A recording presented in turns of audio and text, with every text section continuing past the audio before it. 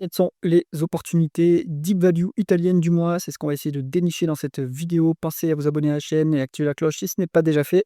On commence tout de suite avec les critères de notre screener deep value italien. Alors, on va se mettre sur une cotation principale des entreprises, hein, où on peut avoir plusieurs cotations secondaires. Donc là, comme ça, on évite les doublons. On prend les entreprises qui se négocient en Italie. Donc, c'est pas forcément italienne, mais bon, la plupart dans la liste, on va voir, elles sont italiennes. Tout un panel d'industries, j'enlève, les industries dont je suis à l'écart, hein, donc c'est tout ce qui est finance, ce qui est automobile, ce qui est rate également, biotech et cetera. Bon, ça nous laisse quand même, pas mal d'industries. On va se mettre sur des market cap de minimum 100 millions d'euros pour avoir quand même de la liquidité et on se met, on va dire, minimum 10 de décote sur actifs tangibles. On y va. On a 6 dossiers qui apparaissent, on va passer en revue les colonnes comme d'habitude, on va enlever celles qui ne nous servent pas, dont le prix. Alors, les colonnes qu'on a, on a le symbole de cotation boursière de l'entreprise, le nom d'entreprise, l'industrie dans laquelle elle opère, la capitalisation boursière en dollars, on n'a pas en euros dans cet écran malheureusement, la croissance du chiffre d'affaires en rythme annualisé sur 5 ans, les multiples de valorisation, donc on a la valeur d'entreprise sur EBITDA, le ratio court-bénéfice, le ratio court-free cash flow, le ratio court sur actifs tangibles, hein, donc on va voir s'il y a une décote pour chaque dossier. On va trier par market cap, voilà. Le rendement des capitaux investis, qui est une rentabilité plutôt opérationnelle. Le rendement des fonds propres, qui est une rentabilité plutôt financière, qui peut être un peu biaisée par la dette, hein, donc il faut quand même faire attention. Le rendement du dividende, s'il y en a un. Le rendement de l'actionnaire, s'il y a dilution ou rachat d'actions. Free cash flow par rapport au bénéfice net pour vérifier le payout ratio, parce qu'on le rappelle, donc le payout ratio, c'est la proportion de bénéfice net versé en dividende, mais ce dividende est payé avec les free cash flow, donc il faut bien qu'il y ait un minima adéquation entre les deux ou des free cash flow supérieurs au bénéfice net.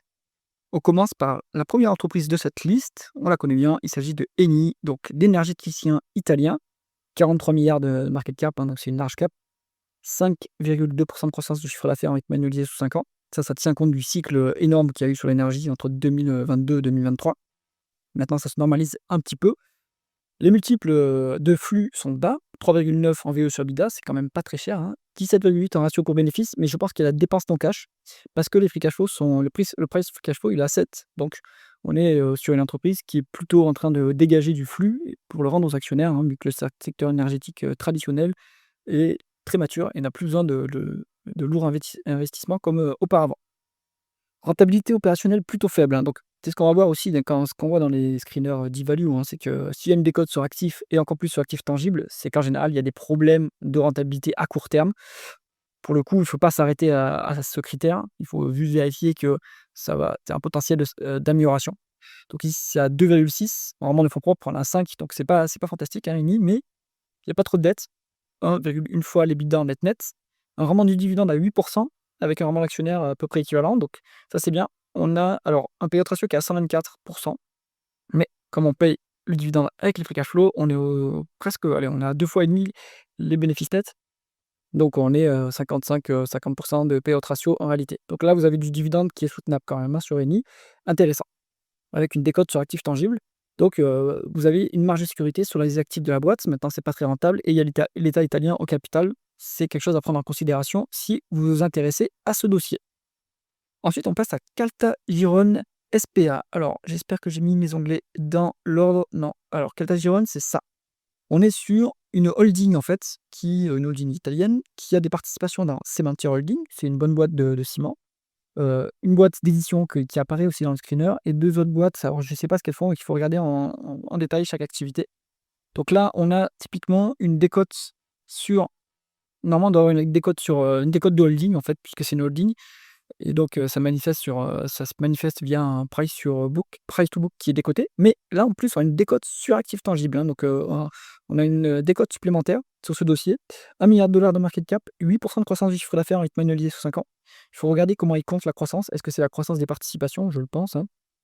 En multiple de flux, on est vraiment pas cher payé sur ce dossier. 4,6 en VE sur EBITDA, 7,4 en ratio court-bénéfice et 2,3 en ratio court-free cash flow. Maintenant, c'est plutôt une société de portefeuille, donc le multiple le plus intéressant, c'est quand même le ratio court-bénéfice et on a une 20 de décote sur actifs tangibles. Donc il y a de la marge de sécurité quand même sur ce dossier. On va plutôt regarder le rendement des fonds propres, c'est plutôt une société, financière, hein, de participation. Il y a pas de dette. Le 8,5 en rendement des fonds propres, c'est correct. Vous avez un bon dividende avec un payout ratio qui est un peu élevé par rapport au bénéfice net, mais ça reste soutenable à ce niveau-là. Donc ce dossier-là est intéressant, mais les participations le sont également. Il faut regarder ces matières en ligne et puis il y a Caltagirone elle-même qui est décotée sur actif tangible, donc on va aller la voir après. Ensuite, on a d'Amico International Shipping, elle là. Donc on la connaît bien aussi sur la chaîne maintenant, hein, vu qu'on fait des vu qu'elle apparaît dans les screeners value italiens et deep value italiens. En plus, elle apparaît dans le fonds Europe d'indépendance AM, donc ça, c'est plutôt bon signe. On est sur du coup, c'est une entreprise qui fait du fret maritime, transport de pétrole et de gaz, par bateau. Donc il y a eu un super cycle haussier sur le fret maritime, ce qui explique pourquoi les multiples sont très bas.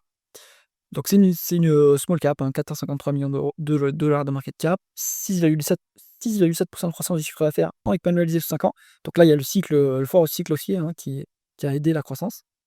Des multiples, tous décotés en termes de flux et 40% de décote sur actifs tangibles. Alors les actifs tangibles de cette boîte, ça va être surtout les navires, hein. Donc bon, bonne marge de sécurité. Maintenant, il faut faire attention que c'est quand même cyclique, hein, donc on peut avoir quand même un brutal retournement des résultats opérationnels, du résultat net et cetera.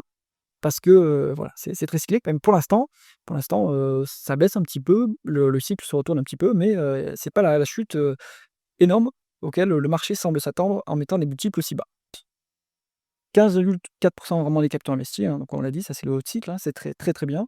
0,8 en dette nette sur EBITDA, donc on arrive en bas de cycle, enfin on ralentit, avec pas trop de dettes, donc ça c'est bien, ça va permettre de bien gérer, on va dire le ralentissement. 13,3% de rendement du dividende, ça c'est sur les 12 derniers mois, mais donc attention, est-ce qu'ils annoncent le même niveau de dividende en 2025? Il faut vérifier quand même, hein, puisque là ils sont en phase de génération de cash, bah, pas sur le coup non, ils ont quand même fait une dépense en capital élevée sur cette année, bon, sur les 12 mois passés. Mais en tout cas, on est sur un payout ratio qui en réalité est quand même à 80, hein, donc bon, ils ont voulu faire dépenses en capital et retour actionnaire en même temps et du coup, ça met un payout ratio un peu élevé, donc il faut s'attendre à ce que les dividendes baissent un petit peu. Mais ici, on est plutôt sur un screener, du coup deep value, donc c'est pas le dividende le principal attrait. Donc moi, je pense que c'est quand même un bon dossier, même si le cycle se retourne parce que les multiples sont vraiment, vraiment, vraiment très bas. Maintenant, on peut patienter, on peut la mettre en watchlist. Tant qu'il y a des codes sur actifs tangibles, on a une marge de sécurité. On va attendre que les multiples de flux se redressent un petit peu parce que, bah, les bénéfices vont baisser et là, le timing sera peut-être, un peu meilleur sur d'Amico. Ensuite, on est sur Esprinet.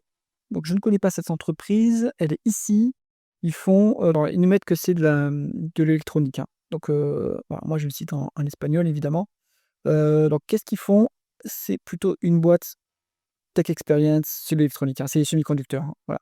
Ça doit être un sous-traitant pour les semi-conducteurs. On est sur une small cap, 230 millions de dollars de market cap, 1% de croissance du chiffre d'affaires avec manualisé sur 5 ans, donc c'est pas énorme comme croissance. Des multiples de VE sur EBITDA qui sont raisonnables, mais vous avez 20% de décote sur actifs tangibles. À mon avis, ça ressemble un petit peu à du ST Microelectronics, un beaucoup plus petit évidemment, hein. Il faut voir leur marché, finaux, hein. Qui sont leurs clients? Est-ce que c'est l'automobile? Là, c'est un peu risqué, mais si c'est d'autres clients plus diversifiés, sur les secteurs moins en difficulté, ça peut être intéressant. 4,5% de rendement des capitaux investis, c'est faible, hein, donc pas une forte croissance. Ici, je vois qu'il y a 8 fois en dette nette sur EBITDA, mais je pense qu'il faut retraiter cette, valeur. Ça doit inclure des loyers et donc ça biaise un peu cette métrique, donc il faut aller voir dans les publications à quel niveau est la dette. Free cash flow négatif, donc ils ont dû faire une dépense en capital, assez élevée. Il faut voir si c'est ponctuel ou structurel. Bon, si on s'arrête aux chiffres qui nous sont proposés par le screener, je pense qu'il vaut mieux passer son tour. Si, on veut aller creuser un petit peu, on pourra voir la cœur net si ça veut prendre un coup, il faut aller ouvrir les rapports financiers. Ensuite, on est sur Caltagirone Editore. Donc ça, c'est, une des participations de Caltagirone. Ils font, bah, c'est une holding company, mais eux, c'est plutôt une holding, opérationnelle, hein, où ils font, bah, de la publication et de l'impression, édition et cetera. Donc c'est plutôt un conglomérat de médias. On a donc 216 millions de dollars de market cap, une décroissance en rythme annualisé sur 5 ans. Donc là, il faut voir, est-ce que c'est, le marché qui a la croissance? Est-ce que c'est l'entreprise qui a un problème de croissance? Est-ce qu'elle a changé de périmètre également? Est-ce qu'elle a cédé une activité? Là, il faut aller voir. On voit que les multiples, sont bas, hein. Enfin, ils sont très élevés parce que le résultat, l'EBITDA est bas à mon avis et les bénéfices aussi sont très bas. Donc là, c'est plutôt à mon avis un dossier, qui est en difficulté et c'est pour ça qu'on a 50% de décote sur actifs tangibles. Donc il ne faut pas forcément s'arrêter à ce niveau-là, hein. Si on a une telle décote sur actifs tangibles, évidemment, c'est que le dossier, est peut-être compliqué, mais c'est en jouant des entreprises qui, vont se redresser qu'on peut faire des gros, on va dire des bonnes plus-values parce que en fait, on est quand même protégé par les actifs tangibles. Donc sur ce dossier, il faut aller voir dans le bilan de quoi sont constitués les actifs tangibles. Est-ce que ce sont, les usines d'impression et cetera? Et qu'est-ce que ça vaudrait en appliquant une décote, hein, sur ces actifs? Mais là, vous avez quand même, voilà, la boîte, vous avez pour 50 de ces actifs tangibles. Il y a pas de dette en plus, 0,3 fois l'EBITDA en dette nette, donc ça dérisque le sujet. Donc rentabilité très faible, hein, donc on a des problèmes actuellement sur les 12 derniers mois, en tout cas, il y a eu des problèmes. Ça ne veut pas dire que ça sera éternel, peut-être que ça peut se retourner. Un dividende qui est versé, mais à crédit, donc bon, ce dividende, à mon avis, il va sauter. Ensuite, on est sur EMAC. Alors EMAC, qu'est-ce qu'ils font? Production et distribution de machines, composants et accessoires pour le jardinage, agriculture, sylviculture et l'industrie. Alors c'est assez typique, ça ressemble un peu aux boîtes de bricolage qui ont aussi leur immobilier en propre en fait, en France par exemple. Et donc là, vous avez une décote sur actifs tangibles. À mon avis, c'est une décote sur l'immobilier. Vous avez 20 de décote. Donc à regarder quand même. Donc là, c'est plutôt une small cap encore, 171 millions de dollars de market cap, 6,7 6,8 de croissance. Chiffre d'affaires en rythme annualisé sur 5 ans. Donc c'est pas négligeable, il faut voir si c'est croissance externe ou organique. 6,5 en VE sur EBITDA, pas très cher. 17 en ratio coût-bénéfice. Donc là, attention, c'est un peu il faut voir, en fait, je pense qu'il y a, la dépréciation, l'amortissement, hein, qui passe pour, baisser le résultat net, ce qui explique que ce multiple soit élevé. On n'a pas de free cash flow, donc il faut aller voir en détail, ce qu'il en est pour les free cash flow. 20 sur actifs tangibles, de décote sur actifs tangibles, on l'a dit. 5 de rendement des capitaux investis. Bon, c'est plutôt moyen, mais bon, ça mérite d'être positif. En tout cas, le rendement des fonds propres est bas aussi et on a en plus un peu de dette quand même sur le dossier, 2,6 fois l'EBITDA en dette nette. Donc il faut voir, est-ce qu'il y a des loyers aussi qui sont parce qu'ils peuvent avoir des magasins, pas en propre, hein, qui louent, donc ça peut aussi, impacter la dette via les normes, IFRS, donc à vérifier. Pas de dividendes versés. Qu'est-ce qui est intéressant dans cette sélection? Alors Danico, moi je pense que c'est intéressant à mettre en watchlist, à bien choper, essayer quand même d'attraper plutôt le point bas, hein, parce que le cycle est en train de se retourner, donc il faut garder ça en tête. Ensuite on peut aller sur, Caltagirone, donc la holding qui a l'air quand même, pas mal intéressante, avec, un bon dividende. Donc il faut aller creuser les différentes participations et vous pouvez aller sur du Eni, en tout cas pour le dividende, même s'il va pas être soutenable à ce niveau-là. Enfin, il est soutenable à ce niveau-là en réalité, si. Donc vous avez quand même, des bonnes décotes sur actifs tangibles et sur flux, donc voilà. Vous avez un bon taux de 3, hein, Eni, Danco et Caltagirone SPA. J'espère que cette revue Deep Value Italie vous intéressait. Si c'est le cas, mettez un pouce vers le haut et pensez à vous abonner à la chaîne. À bientôt.